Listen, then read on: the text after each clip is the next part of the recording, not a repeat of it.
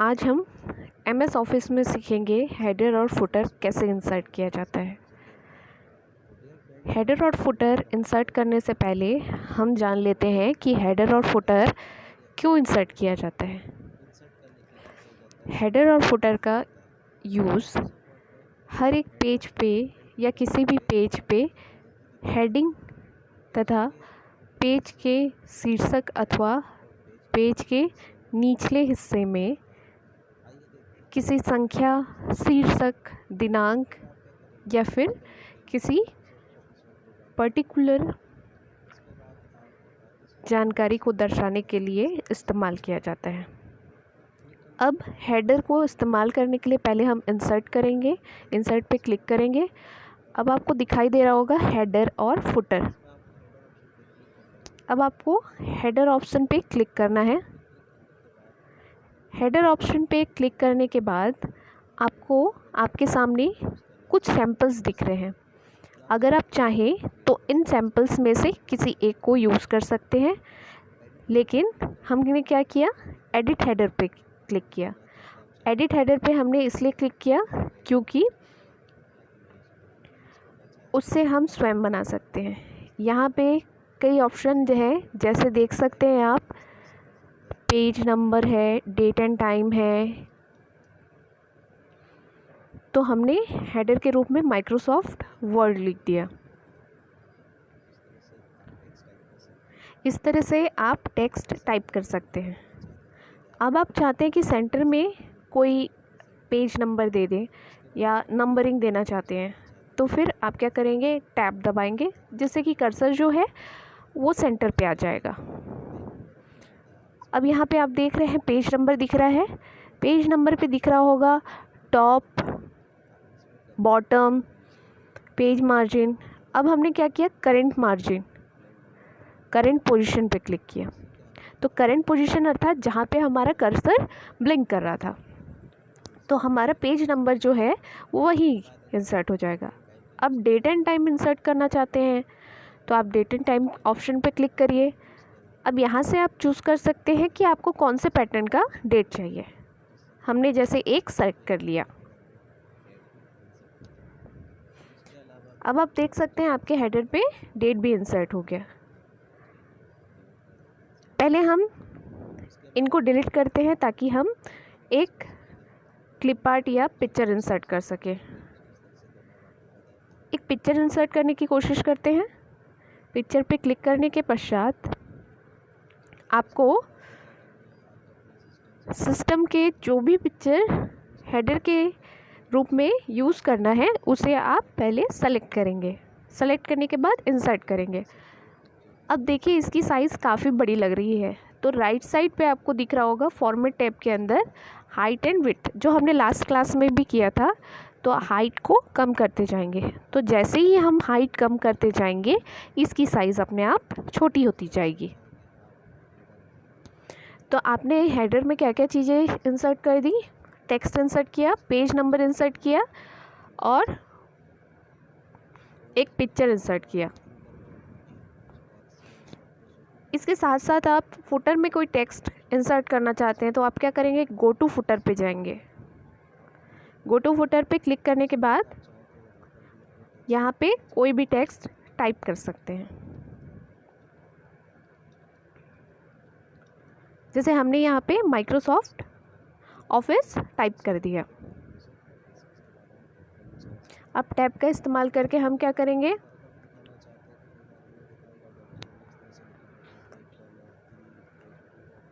Page number डालने की कोशिश करेंगे। लेकिन कैसे डालेंगे कि मान के चलिए हमारे पास 5 पेज है, तो 5 पेज में से ये कौन सा पेज नंबर है।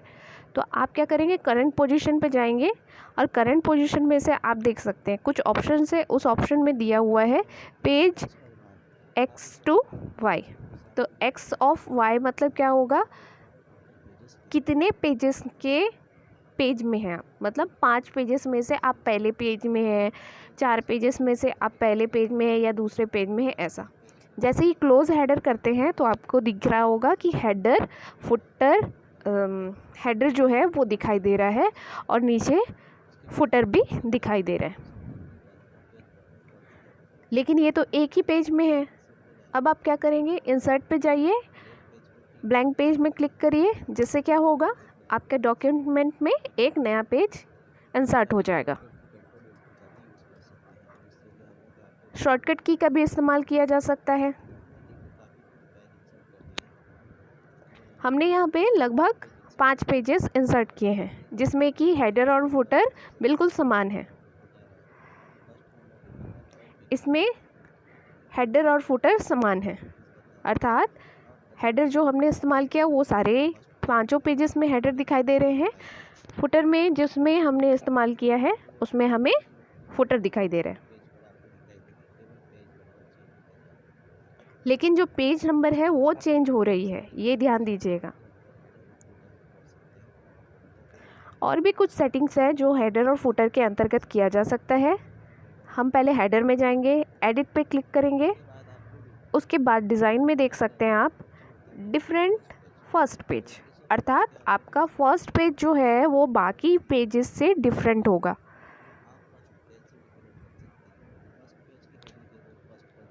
अर्थात जो भी हेडिंग मैं फर्स्ट पेज में दूंगी वो वही दिखाई देगी, और सेकंड पेज की जो हेडिंग रहेगी वो सारे पेजेस में दिखाई देगी। पहले हम इस ऑप्शन पे क्लिक कर देते हैं। फर्स्ट पेज पे हमने कुछ भी हेडिंग दे दिया, मान के चलिए हमने लिखा कंप्यूटर लर्निंग चैनल।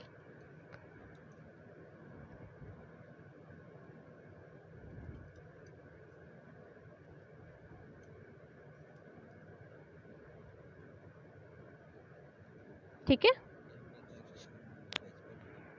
ये हमने पेज पे हेडिंग लिखा है, लेकिन किस में लिखा है, सिर्फ फर्स्ट पेज पे। अब ये सेकंड पेज की हेडिंग है, आपने देख लिया है, और हमने फर्स्ट पेज की हेडिंग को चेंज कर लिया।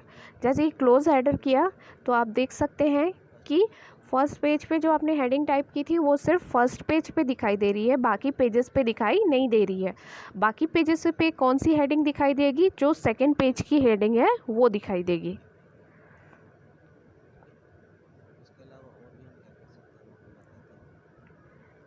और भी ऑप्शंस है, जैसे कि हेडर कमांड पे जाइए, डिज़ाइन में जाइए, फिर डिफरेंट फर्स्ट पेज को हटा दिया हमने, फिर डिफरेंट ऑड एंड इवन पे क्लिक कर दिया है। ठीक है, तो क्या हो जाएगा, ऑड में जो नंबर, ऑड अर्थात क्या होता है, वे नंबर जो 1, 3, 5 ऐसे होते हैं, जो 2 से डिवाइड नहीं होते हैं, वो ऑड कहलाते हैं। तो हम क्या करेंगे, ऑड नंबर पे कुछ टाइप करते हैं तो वो हेडिंग सिर्फ ऑड पेजेस पे दिखाई देगा, जैसे कि 1, 3, 5, 7 ये ऑड नंबर है।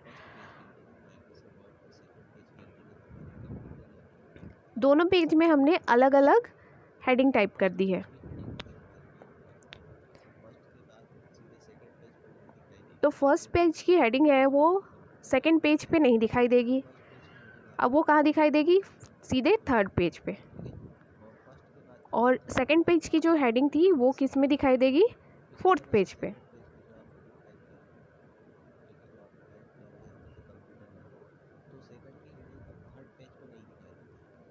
अर्थात जो आपने फर्स्ट पेज में लिखा है वो सिर्फ ऑड नंबर्स के पेजेस पे दिखाई देगा, और सेकंड नंबर के पेज पे आपने जो लिखा है वो सिर्फ इवन नंबर के पेजेस पे दिखाई देगा। इवन अर्थात जो 2 से विभाजित होते हैं।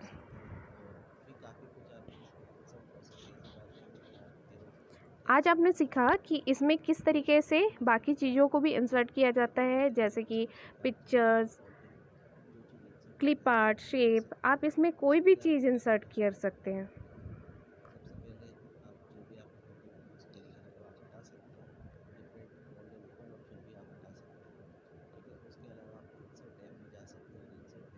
इंसर्ट टैब में जाने के बाद आपको जो भी हेडर के रूप में इंसर्ट करना है वो सारी चीज़ें इसमें इंसर्ट की जा सकती है। सेम प्रोसीजर जो होता है वो फुटर के लिए भी इस्तेमाल होता है।